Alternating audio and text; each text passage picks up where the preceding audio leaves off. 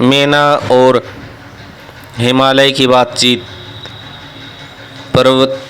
पार्वती तथा हिमावन के सोपन तथा भगवान शिव के मंगल ग्रह की उत्पत्ति का प्रसंग। ब्रह्मा जी कहते हैं, नारद, जब तुम सर्वलोक को चले गए तब से कुछ काल और व्यतीत हो जाने पर एक दिन मेना हिमावन के निकट जाकर उन्हें प्रणाम करके फिर खड़ी हो वे गिरिराज कामनी मेना अपने पति से विनय पूर्वक बोली। मेना ने कहा, प्राणनाथ, उस दिन नारद मुनि जो बात कही थी उसको स्त्री स्वभाव के कारण मैंने अच्छी तरह नहीं समझा। मेरी तो यह प्रार्थना है कि आप कन्या का विवाह किसी सुंदर वर के साथ कर दीजिए। वह विवाह सर्वथा अपूर्व सुख देने वाला होगा। गिरिराज का वर शुभ लक्षणों से संपन्न और कुलीन होना चाहिए। मेरी बेटी मुझे प्राणों से भी अधिक प्रिय है। वह उत्तम वर पाकर जिस प्रकार भी प्रसन्न हो और सुखी हो सके वैसा कीजिए। आपको मेरा नमस्कार है। ऐसा कहकर मेना अपने पति के चरणों में गिर पड़ी। उस समय उनके मुख पर आंसुओं की धारा बह रही थी। प्रज्ञा शिरोमणि हिमावन उन्हें उठाया और यथावत समझाना आरंभ किया। हिमालय बोले, देवी मेनके, मैं यथार्थ और तत्व की बात बताता हूँ, सुनो। भ्रम छोड़ो, मुनि की बात कभी झूठ नहीं होती। यदि बेटी पर तुम्हें स्नेह है तो उसे साधारण शिक्षा दो कि वह भक्तिपूर्वक सुस्थिर चित्त से भगवान शंकर के लिए तप करे।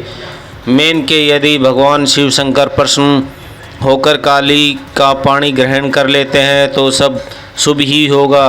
नारद जी का बताया हुआ अमंगल या अशुभ नष्ट हो जाएगा। शिव के समीप सारे अमंगल सदा मंगल रूप हो जाते हैं। इसलिए तुम पुत्री को शिव की प्राप्ति के लिए तपस्या करने की शीघ्र शिक्षा दो। ब्रह्मा जी कहते हैं, नारद, हिमावन की यह बात सुनकर मेना को बड़ी प्रसन्नता हुई। वे तपस्या में रुचि उत्पन्न करने के लिए पुत्री को उपदेश देने के लिए नियमित उनके पास गई, परंतु बेटी के सुकुमार अंग पर दृष्टिपात करके मेनका मन में बड़ी व्यथा हुई। उनके दोनों नेत्रों में तुरंत आंसू भर आए। फिर तो प्रिय गिरिराज प्रिया मेना अपनी पुत्री को उपदेश देने की शक्ति नहीं रह गई। अपनी माता की उस चेष्टा को पार्वती शीघ्र ही ताड़ गई। वे सर्वज्ञ परमेश्वरी कालिका देवी माता को बारंबार आश्वासन दे तुरंत बोली। पार्वती ने कहा, माँ, तुम बड़ी समझदार हो, मेरी यह बात सुनो। आज पिछली रात्रि के समय ब्रह्म मुहूर्त में मैंने एक सोपन देखा, उसे बताती हूँ। माता जी, सोपन में एक दयालु एवं तपस्वी ब्राह्मण मुझे शिव की प्रसन्नता के लिए उत्तम तपस्या करने की प्रसन्नता पूर्वक उपदेश दे दिए। नारद यह सुनकर मेनका शीघ्र अपने पति को बुलाया और पुत्री के देखते हुए सपन को पूर्ण कह सुनाया। मेनका के मुख से पुत्री सोपन को सुनकर गिरिराज हिमावन बड़े प्रसन्न हुए और अपनी प्रिय पत्नी को समझाते हुए बोले। गिरिराज ने कहा, प्रिय, पिछली रात में मैंने भी एक सोपन देखा। मैं आदरपूर्वक उसे बताता हूँ, तुम प्रेम पूर्वक उसे सुनो। एक बड़े उत्तम तपस्वी थे। नारद जी ने वर के जैसे लक्षण बताए थे, उन्हीं लक्षणों से युक्त शरीर को उन्हें धारण कर रखा था। वे बड़ी प्रसन्नता के साथ मेरे नगर के निकट तपस्या करने के लिए आए। उन्हें देखकर मुझे बड़ा हर्ष हुआ और मैं अपनी पुत्री को साथ लेकर उनके पास गया। उस समय मुझे ज्ञात हुआ कि नारद जी के बताए हुए वर भगवान शंभु ये ही हैं। तब मैंने उन तपस्वी की सेवा के लिए अपनी पुत्री को उपदेश देकर उनसे भी प्रार्थना की कि वे इसकी सेवा स्वीकार करें। तुरंत उस समय उन्हें मेरी बात नहीं मानी। इसमें वहाँ संख्या और वेदांत अनुसार बहुत बड़ा विवाद छिड़ गया। तदनंतर उनकी आज्ञा से मेरी बेटी वहीं रह गई और उनके हृदय में उन्हीं की कामना रखकर भक्तिपूर्वक उनकी सेवा करने लगी। सुमुखी, यह मेरा देखा हुआ सोपन है जिसे मैंने तुम्हें बता दिया। अतः प्रिय, मैंने कुछ काल तक इस सोपन के फल की प्रतीक्षा करनी चाहिए। इस समय यही उचित जान पड़ा। तुम निश्चित समझो, यही मेरा विचार है। ब्रह्मा जी कहते हैं, मुनीश्वर नारद, ऐसा कहकर गिरिराज हिमावन और मेनका शुद्ध हृदय से उस सोपन के फल की परीक्षा एवं प्रतीक्षा करने लगे। देवेश्वर शिव भक्ति शिरोमणि भगवान शंकर का यश परम पावन मंगलकारी भक्तिपूर्वक और उत्तम, तुम इसे आदर पूर्वक सुनो।